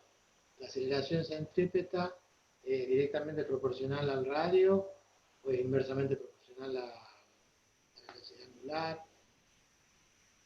Y ustedes tendrán que recordar de la fórmula y anotar. Pero va a ser todo, les vamos a dar las opciones, o sea que ustedes ahí pueden descartar. Generalmente cuando uno le dan 4 opciones, ¿qué es lo que hace? Y bueno, las analiza. Tal vez no sabe cuál es la primera fase, cuál es de las 4. Pero a veces si uno puede descartar y decir, bueno, la primera seguro que no es, la tercera seguro que no es, me queda la duda entre la segunda y la cuarta. Vamos a tomarnos hasta cinemática, no entra. Entra las 3 unidades que rindieron ustedes en la parte práctica. Entonces la teoría correspondiente a vectores, óptica y elasticidad y equilibrio. Y nada más. ¿Y el tiempo más o menos, profe? ¿Un estimado? Va a depender de la cantidad de preguntas, pero no va a ser más de media hora. Hay que conectarse Bueno, por profe. Zoom. Gracias. Entre 20 y 30 minutos. Nos tenemos que conectar por Zoom, profe. Nos tenemos que conectar por Zoom, sí, nos vamos a conectar por Zoom y ahí le vamos a pasar el formulario por internet y ustedes, bueno, el Zoom quedará congelado en ese momento mientras ustedes contestan el formulario.